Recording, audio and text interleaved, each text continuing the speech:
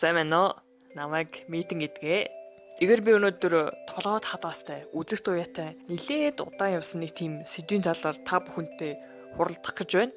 Гэхдээ бичлэгийн гарч дээр шиг тийм амар асуудал эсвэл нэг амар сүртэй тийм судалгааны ажил биш шүү заяа. Зүгээр л жоох ингээд өөртөө ажиглагдсан мөн бодлогоширч явдаг сэдвээ ингээд та бүхэнд бичлэг хэлбэрээр ингээд хүргэж байна. Тэгээд нэгэн төрлийн сэдэмж бичлэг гэж хэлж болно. Тэгээд энэ бичлэгийг хүн айлгаж хийсэнгүй, харин зүгээр ийм зүйл байдаг шүү. Хэрэг үүнийг ашигладаг бол ямар ч зүйлтэй утгалж байгаагаа ингээд анхаараарай гэдэг үгнээс хийж байгаа шүү.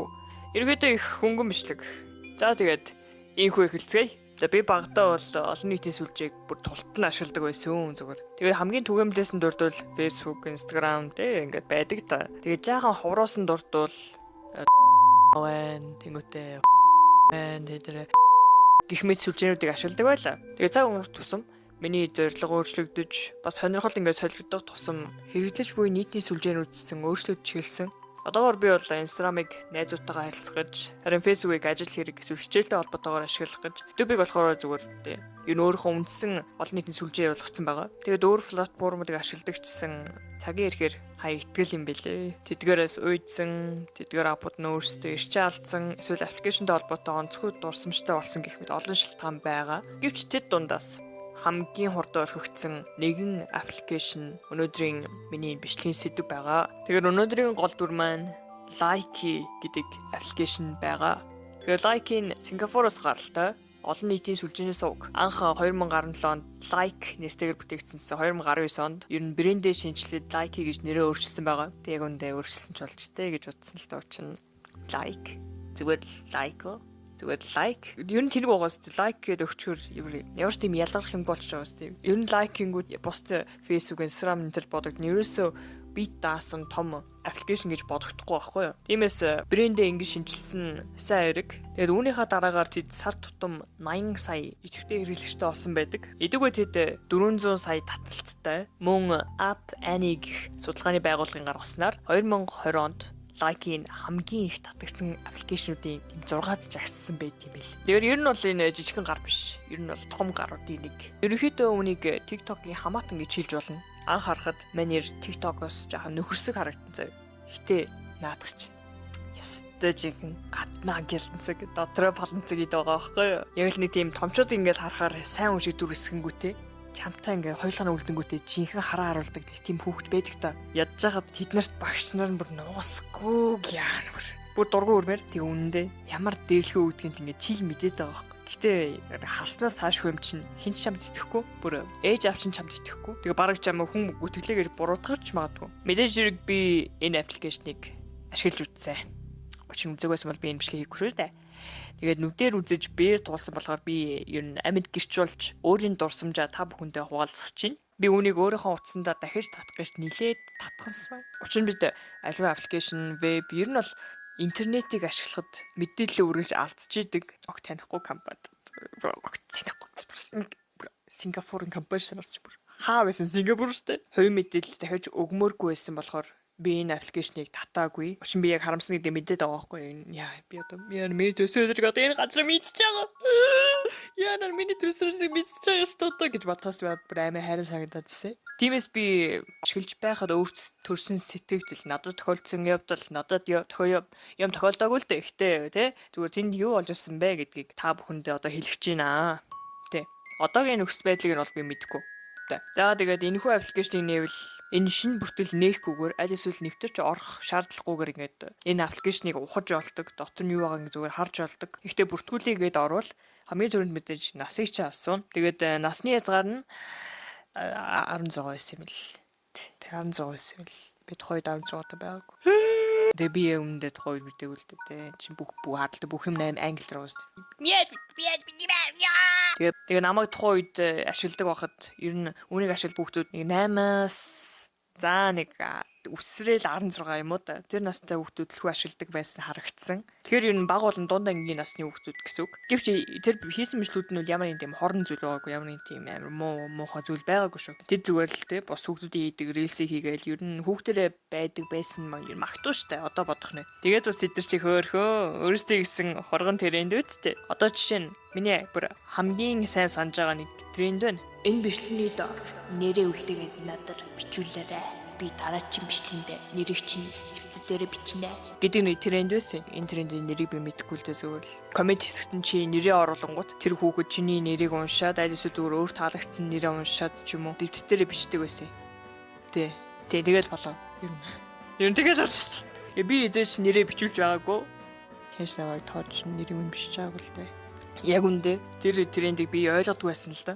Чи коммент хэсэгт нэрээ үлдэнгүүт Монголын хаа нэгтэй тэр хүүхэд чиний нэрийг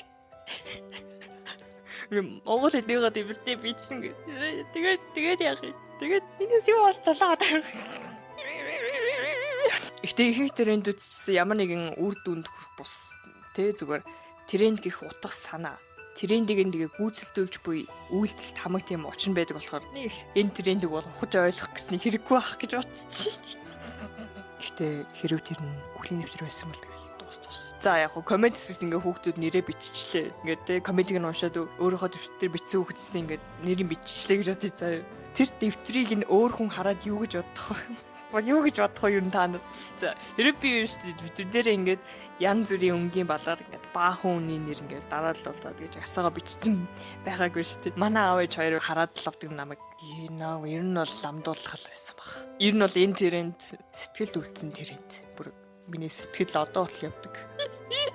Тэгээд мөн үүн дээр TikTok шиг ингээд дуунд тааруулж үзүүлдэг бичлэгүүд нь тун түгээмэл тиймэрхүү трендүүд маш их байсан. Дээрээс нь хүүхдүүд ингээд өөрсдөө янз бүрийн босон юм явлаа ярьдаг ч юм уу те тиймэрхүү юм бол зөндөө байсан. Яг одоо энэ бичлэгийг би ингээд хийгээ сууж байхад нэлээд олон дурсамжийг сэтрээд байна л та. Дахиад нэг юм сонирхолтой заяа. Ийм тренд байсан. Одоо ингээд нэг хүн ингээд бүжгэлж штэ дуунд тэнгуүтээ ингээд яг тэр дууны өргөлт болгон дээр хувцас ингээд солигдоод байдаг та. Ер нь сайн хийж чадвал ер гоё тренд шүү дээ тэр чинь. Тэгээ муу хийж чадахгүй бол жоохон ингээд онцгой харагдаж шүү дээ. За лайки дээр ч тийм тренд байсан зөө.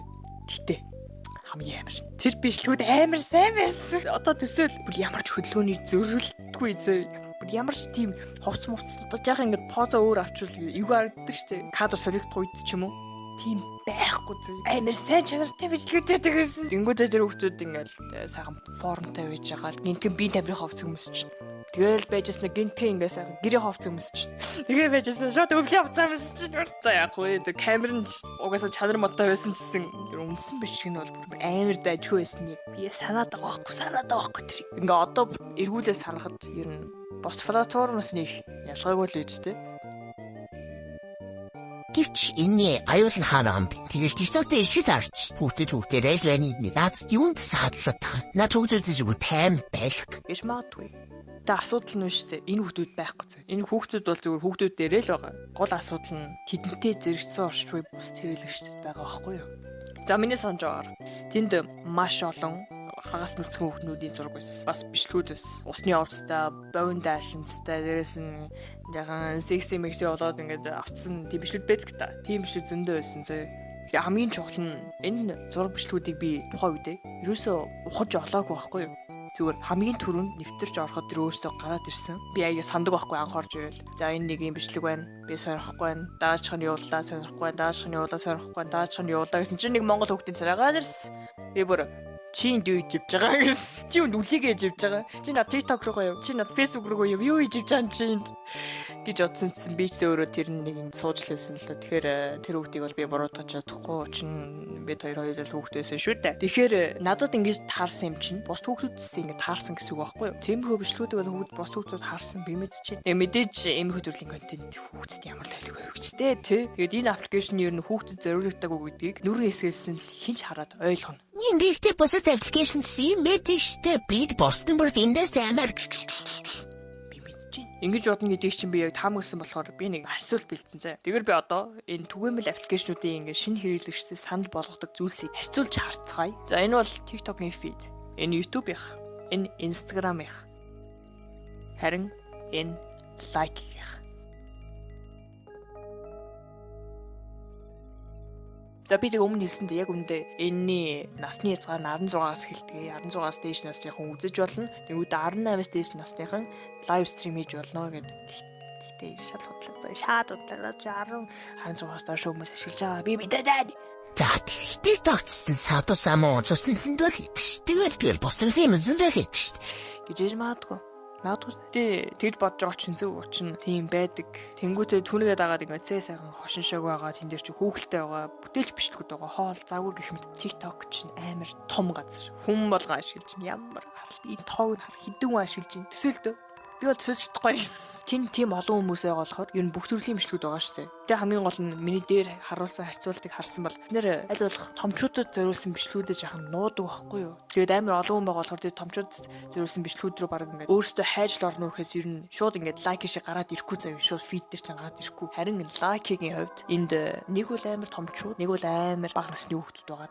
Ер нь хоёрхан төрлийн хүмүүс байгаад байхад яах вэ? Тэд бие биенээ олоход маш амархан ш. Энэ нь бол хамгийн том аюул нь гэж би яг харсан. Ер нь бол олиггүй заяа. Олиггүй л гэдэг үгээр ганц илэрхийлэн лайкийг олиггүй. Тэгээд би яг одоо мэдээд байна л доо. Хэдэн жилийн дараа яана энэ лайк чи ямар амар юм байсан юм бэ гэдэг ч юм уу тиймхүү бичлэгүүд ингээ гараад ирнэ. Гэтэ тэр үед нэлээд олон хүүхдүүд тэр амар юмыг туулчихсан байх болно.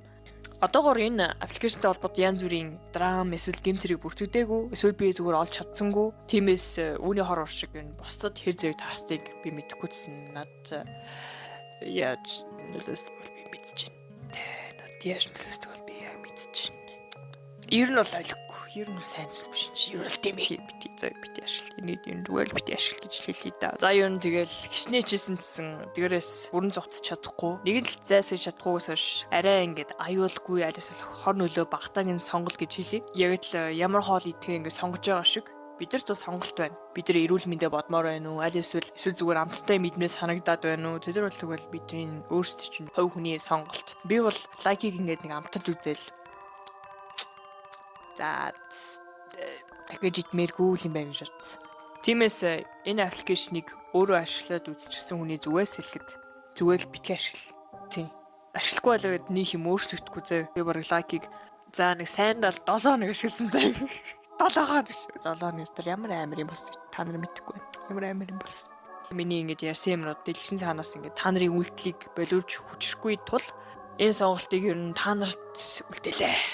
Гэтэ ер нь лайки дэмэд тэ ойлгохгүй зүйл татчих битгий ашигла. Чи бид л тэгш л. За тэгэл аливаа зүйлийн тунганд харуулахгүй л ямар л өлөвөө гэж ус чандман эрдэнч ихэдвэл живдэж амтай. Дээрх ярьсан зүйл мэдээж хэрэг миний л бодол миний эсэмрийг тунгаагаад өөрсдөө таарах шийдвэрийг гаргаарай. Миний түмэн зөв гэж хэлэхгүй ч оргуу хоосон зүйл ярьсангүй хэмээн найдаж байна. Бас миний зурсан зүг таалагдж байгаа шүү дээ. Энэ зүг ямар л тэр лайкийн логог араас нь ингэж баахан харс харуулсан юм гарцсан байгаа юм чи. Хорнохгүй. Энэ чинь гаднаа гяланцэг дотроо паланцэг гэдгийг ингээ харуулж байгаа. За тэгэл өнөөдрийн бичлэгээ ингээ дуусгая. Үүнийг хийх маш хөвгөлтэй байлаа. Дуусаж чадсандаа баяртай байна.